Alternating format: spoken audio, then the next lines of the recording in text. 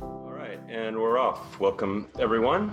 My name is Craig Danieloff. I am from the Privacy Co., and we're glad everyone joined us today for our first webinar since we've launched the Priiv App. What we're going to do is walk through one of the first sections in Priiv, which is about protecting your iPhone. Hopefully you've got Priiv and maybe you've started this section. If so, I think we'll still add some details and information to what you learn there. You will be able to follow along and execute most of these changes with your iPhone, so have your phone open and ready. Most of the things we'll do today are in the Settings app. The first thing I wanted to do is just talk a little bit about the approach that we're going to take today and the approach we take in general to attacking privacy. We think that what's important is to set a goal and work towards it. Privacy is, we all lost our privacy sort of one violation at a time over a number of years. It's a death by 1,000 cuts problem, and so we've all got a lot to do to correct it. The good news is that the first things you do largely have the biggest bang for the buck. And so you're going to make a huge difference with some very small, easy steps that don't cause a lot of inconvenience. And then depending on how much privacy you need and how far you want to go, things get a little more complicated, cost a little bit more in terms of time and inconvenience, but continue to eat away at the risks that you face. Privacy is an amorphous, large subject, but it does translate into very specific risks. Being embarrassed because your public information came out, losing money in a scam, having someone treat you badly, whether that's harassment or worse. There really is concrete benefit to doing this stuff. The trade-off is we have to all spend time doing things like this, which aren't maybe the funnest way to spend time in the world. And sometimes we have to change our behaviors and add a little bit of inconvenience. That's going to be kept to a minimum now, but as we go forward, we'll have to really weigh those trade-offs. The second thing I wanted to talk about from an introductory point of view is just the idea that there's levels of privacy. We're starting at the bottom. This is a basic section. This is for people who just want to avoid the common pitfalls of having a digital life. There are other layers and levels, and depending on the risks you face, how much damage it would cause you to have your information exposed. Sometimes people manage money, either their own or for others. You have a need for stronger or even maximum privacy, and that means you have to go through a lot more steps. We talk about those in the app, but this is going to be a very basic session. You shouldn't need much technical skills. And as I said, this is going to be very quick, easy wins today. The good news here is that Apple is the best platform you could be on if you care about privacy. The company has cared about it for a long time, and in the last 2 years specifically, when privacy has become something that Tim Cook talks about on stage, and the operating system has evolved to really improve privacy in a number of specific ways, it gives us a great platform to start. However, a lot of what Apple has done still requires you to opt in to the private choice. It's not all privacy by default. It's good to have those options. We wish maybe some things were reversed and you had to opt in to data sharing, but that's not where we are today. And then lastly is the iPhone is far from perfect. There is still data leaking or being taken or being given in a lot of different ways, in ways that we would all, I think, prefer it didn't happen. And so there are there's still some lobbying to do and some third-party tools we need to lay on top of Apple to go further. We still need some government regulation. So we've got a situation where there's some good in the platform, there's some options in the platform, and there's some things that we can't quite get the way we would like yet. And that's all part of the journey to get our privacy back and get ourselves configured in a way that we're protected. 10 very basic things today that cover a lot of ground, and in just an hour will really improve where your phone is and where you are on privacy as well as security.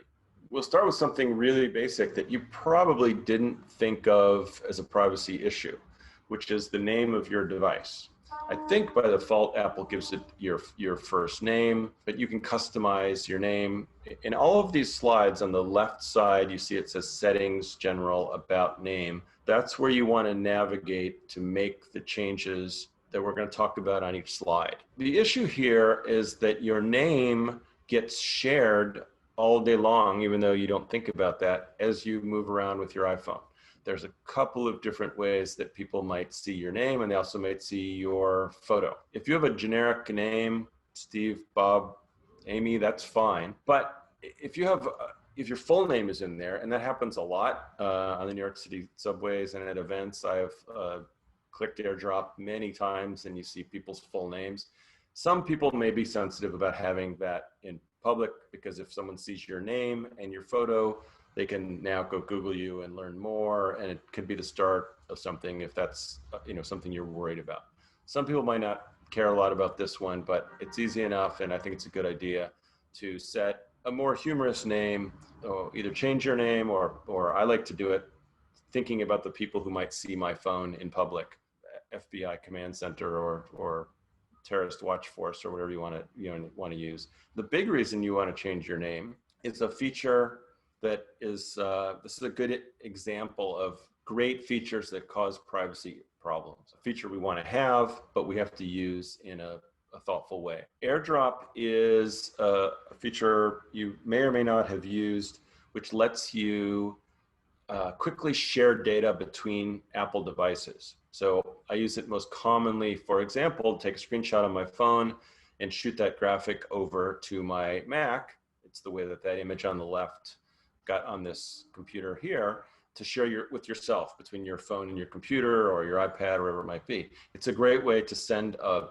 open a web page for someone in the office, and it's a great way to move files when you're physically present. The problem with it is that anyone can AirDrop something to you. So you're at a public event, you've got your iPhone in your pocket, someone who wants to send a photo that you may not want to see, sends it to you. You do get asked to accept or decline, but a lot of times if you haven't thought about this, we'll accept. Just what harm could a photo be? History shows that there is a problem with this. Again, it has been a recurring problem. They can only send a photo, but they could also open a web page, because that's what AirDrop does. Again, sometimes you have a web page on your phone, you want to read it. If you're near your computer, I just AirDrop it over to my computer. It opens in Safari, and it's easier to read a big document. So the thing to do to fix this is to change the AirDrop setting general's AirDrop, to be contacts only. And when you do this, your name will only appear on the AirDrop screen of other people if they're in your contact list. So your friends, your family, people you work with, they're going to be able to see you and AirDrop to you. But everyone, on a train or in an airplane, will no longer be able to see you. If you ever need to share with someone new, you can change the setting in 1 second and make it everyone, get a file from someone, and change it back. So this is just a good way to not get things on your phone, or the same thing's true on your Mac, by the way, that you do not want to have. Let's move next into something that is a little, we would maybe more normally think of as privacy. Our location is one of the downsides of having a phone with sensors and living in the modern world, is our location is broadcast 24/7. Your location is broadcast in many ways by many devices to many different people. This slide and this step is only about one small piece of that puzzle, but in Priiv, we probably have 50 actions that you can take to stop your location data from going to places that you don't want it to be. But this is a small, quick victory, and that is to go to the Settings app, the Privacy section, Open Location Services, which is another subcomponent, and then it's at the top, and then scroll all the way down. If you've got a lot of apps, this could be a long scroll, and you will get to System Services. And here you will see a bunch of options you can enable or disable. 3 of them are on your screen. And we're going to talk about Apple ads. For all the privacy friendly disposition they like to talk about, Apple is sharing your location with advertisers all day if you don't have this turned off, so that they can personalize, quote unquote, ads for you. And that means you're going to get an ad that knows specifically where you are, when you've been at a doctor's office or a hospital. They're going to know what kind of neighborhood you're in, and they get the demographic sort of metadata from that location. Location leaks a lot more than the coordinates of where you are. By turning this off, you will get the same number of ads. They just won't have known where you are and where you've been over the last history before they send you that ad. For most people, it's an easy win. There's no reason to share this data, and we would definitely turn this off. This is a broader issue about all ads, not just location. You're gonna have to back up a step to the same privacy setting, but the advertising option at the bottom, and then you get this ability to disable location tracking. And location tracking, if you didn't like the idea that Apple was sharing your location, you're probably really not going to like the idea that they are giving out a unique ID number about you all day, every day, to websites and advertisers and a whole lot of people. And that unique ID, now it's not your name. Whether someone could turn it back into your name, re-identify it, is probably not unlikely. But what they're doing with that is building a profile of all the websites you've been to, all the apps they've seen you at. And what happens is you give this data to one app or one advertiser or one website, but unfortunately in the back end, they pool that data and aggregate it and build these huge profiles. And so what this is used for is by marketers and advertisers to, again, send you targeted ads, whether that's trying to convince you to buy something, to give you an offer or not give you an offer based on what they've seen about you, or whether it's these days for political ads and other sort of information manipulation, that they identify you as someone who could be persuaded one way or another. Enabling this option, limiting ad tracking, so the option is green and on, tells Apple to give out 8 zeros about you instead of a unique number. So now you're in a pool with everyone else that has ever opted out. I'm not sure why you would want to leave this on. Again, you might like personal ads, and that would be the only reason, but we would recommend turning this off. The reset ad identifier below is the option for people who don't mind targeted ads. In other words, if you're planning your next vacation and you don't mind getting a bunch of ads for Florida or wherever you're looking, but you don't want them to have the whole history of your life. Reset ad identifier is a way to get a new number every once in a while, so that the advertisers are not working with all this collected data about you that goes back months and years. And so if you do that, you have to set a calendar event and do it once a month or something like that. I do want to say, however, that this setting Apple's taking this much further in iOS 14, and they are switching, as we hope they do on many other subjects, to an opt-in instead of an opt-out.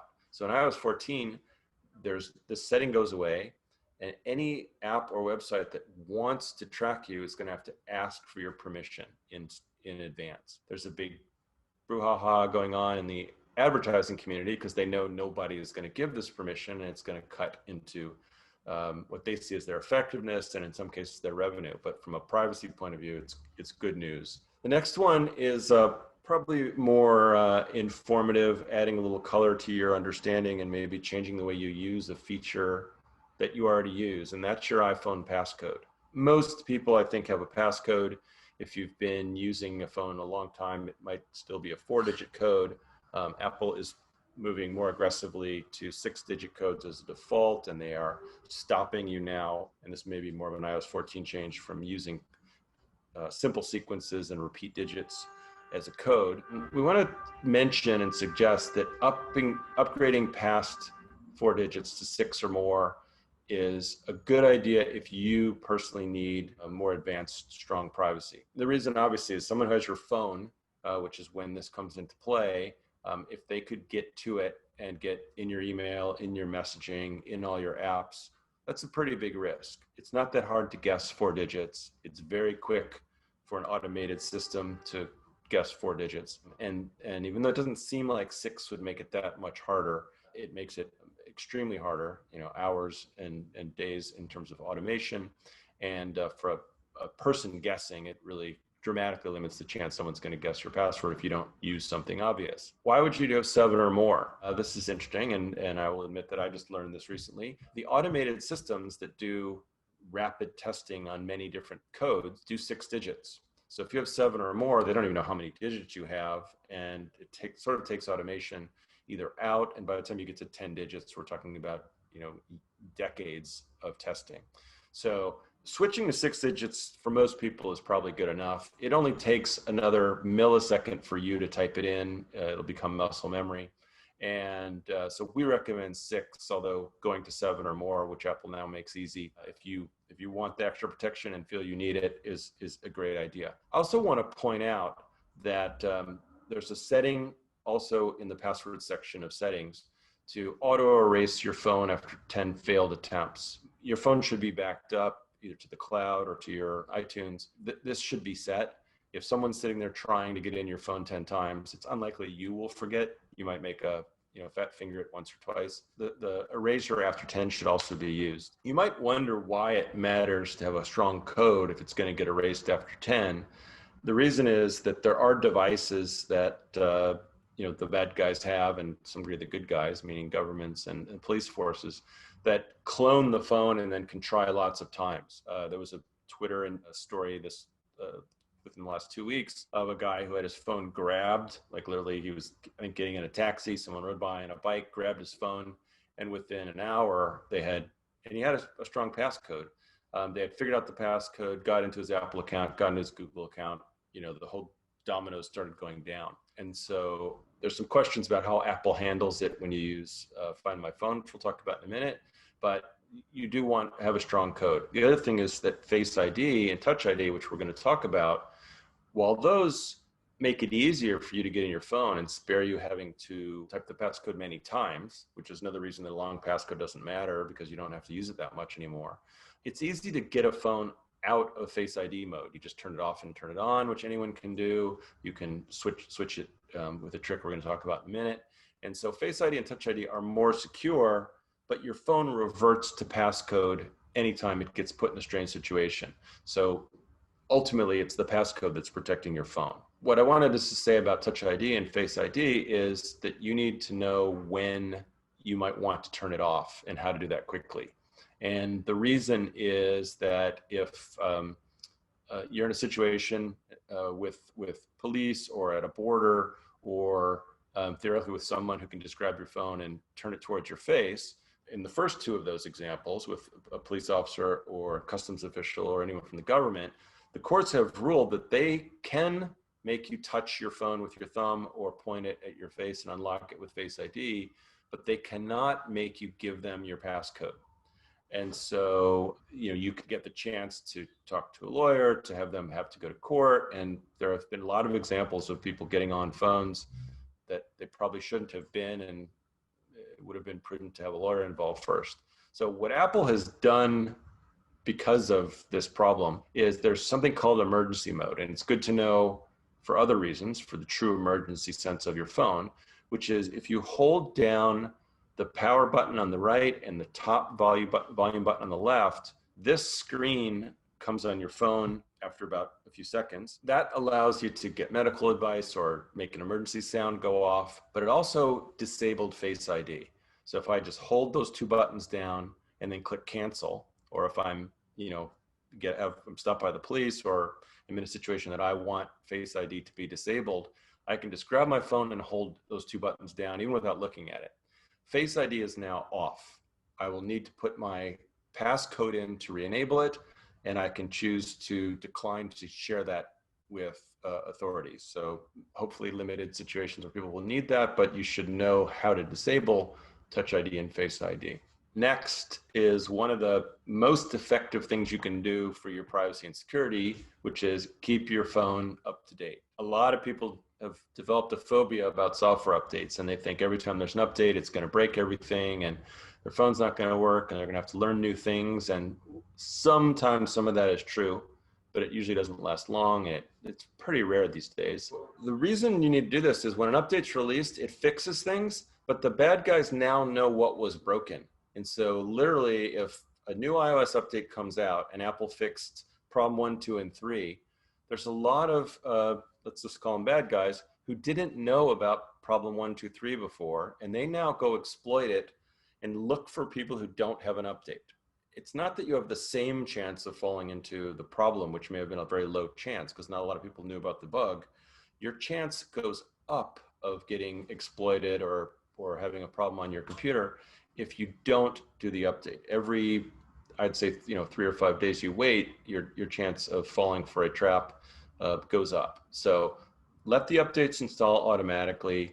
In the rare time that there's a problem, they will auto update, fix it. If you want to wait a couple hours, if you're someone who pays attention to these kind of things and not do it the first day and do it manually the second day, and you trust that you will remember, that's fine, because with hundreds of millions of Apple phones, these updates get tested very quickly in real time once they come out.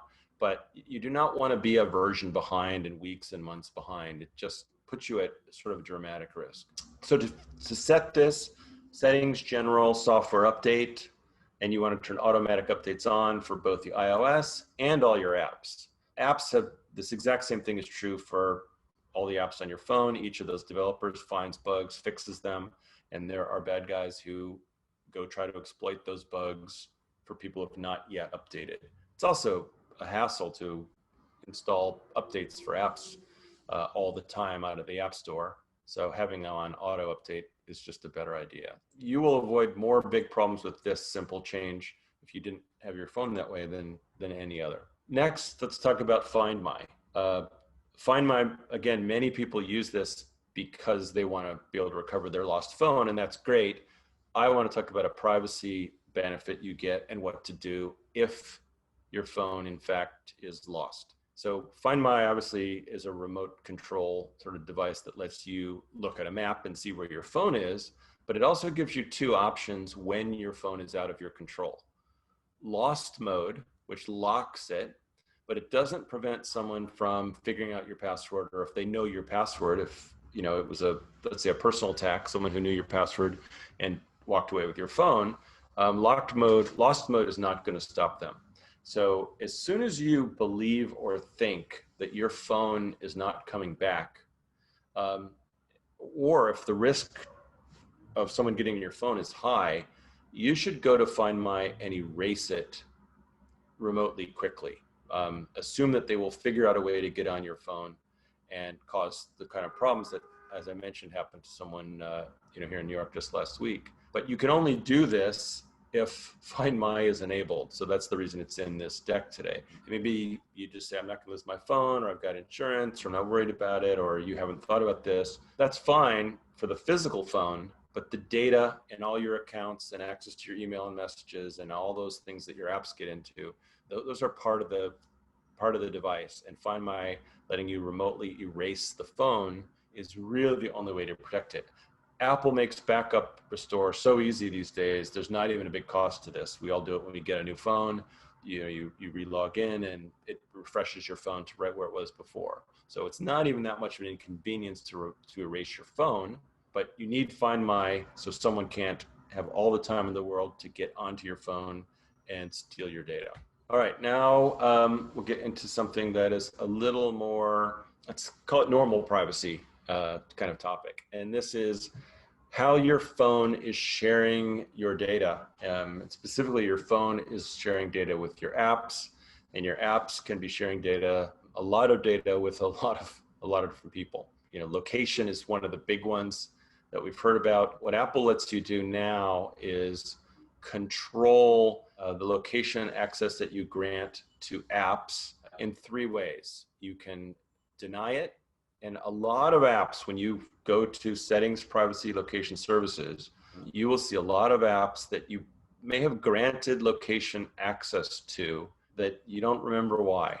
It depends on how many apps you have in your phone and whether you clean that out once in a while. But a lot of apps that don't need your location ask for it and use it because it helps them for advertising and other monetization purposes, and you should go and change those services to never. There is 2 other options. One is ask, in which case they have to, when you launch the app, it has to open a screen and say, may I use your location? And that's for ones that you only want to use it, allow them to have it occasionally, And there's one called while using, Airbnb example. If I'm browsing Airbnb, I don't mind if they know where I am because it helps me, them locate the places I want to look for example. But that also tells you that the apps that have always, they can access your location even when you're not using the app, or that at least used to be a capability. In iOS 14, you will get reminded of this from time to time. There's a new pop-up that comes up on your phone that reminds you that a certain app is using your location and ask if you want to keep permitting that or deny it.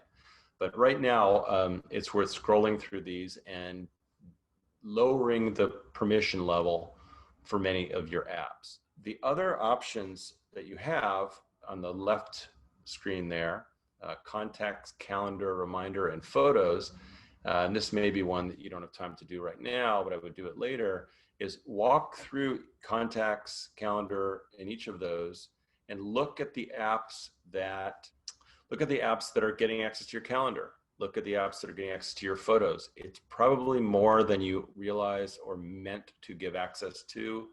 You can de-escalate them. If you try to use the app and they actually needed it for some reason, the app will remind you and ask you to give the permission back. But you can lean conservative here, and there's no risk where these folks grabbing your data all the time. Photos is a great example. A lot of times you want to upload one photo, you give an app permission, you never intend to upload it. Maybe it was your profile photo. You never intend to share photos through that app again, but they can theoretically get to your whole photo roll all the time. So you want to go and turn that off. There's two new options in iOS 14, just to preview that. One is they ask you all the time, and there's a precise location option for locations. If you see on this, I took a screenshot in iOS 14 today. That tracking option, which you won't have in iOS 13, lets you toggle on and off the precision. So they can know you're in New York, but they don't know you're at the corner of X and Y street. That vagueness that Apple's adding is a nice way to find a compromise for apps that you don't mind knowing your location, but you don't want them to know that you went to the doctor or which neighborhood you're in all the time or any of those specifics. Your default search engine. Google is not privacy's friend. I will leave it at that right now, but you can get great search results with DuckDuckGo, and they don't track you, they don't personalize your results. It's fast, and Apple makes it really easy to change your default to be DuckDuckGo. And to do that, you go Settings, Safari, Search Engine, and you have four choices: DuckDuckGo, Bing, Yahoo, and Google.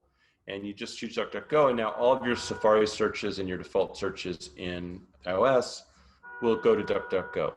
You can do the same thing on your Mac, and I would recommend it. You can also do it on the Mac. It's in the Safari preferences specifically. And additionally, DuckDuckGo has an app that you can get when you just want to search the web. You can run that app. It's a free app. And personally, I use it 95% of the time. I do go to Google once in a while, but I think the results are great. It's fast. Another huge and quick change you can make: content blockers are an add-on for your browser. In Chrome, they're called tracking blocking extensions. But Apple has taken this idea, built it into iOS and macOS, and they call them content blockers. If you go to Settings, Safari, and you don't have a content blocker option on your screen, it's because you have no content blockers loaded on the phone. So in other words, the setting doesn't appear until there will be at least one choice in this menu. Now, as you see, I've got quite a few choices in this menu, so it shows up. You can only use one. That's fine. If you install the Disconnect VPN, there will be a choice here. Some other privacy apps come with content blockers, or you can go download these from the App Store. The better ones, we would certainly recommend you have to pay for, usually $5. One's called Better, as it were. It's listed as Better Blocker in the App Store. We like that one a lot. Magic Lasso is another slightly newer one that you can buy. It costs a little more money.